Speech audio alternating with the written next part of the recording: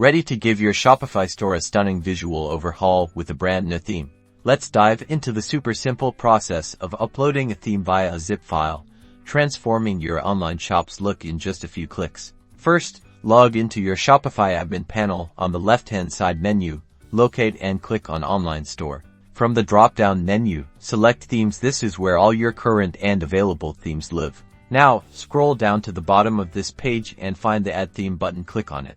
A small menu will pop up. Choose the option that says Upload Zip File. Your computer's file explorer will open. Navigate to where you've downloaded your brand new Shopify theme zip file. Select it, and then click Open.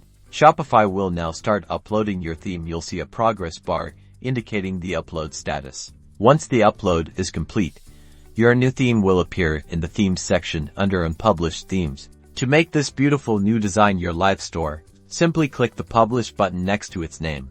And just like that, your Shopify store has a fresh, exciting new look. Happy selling!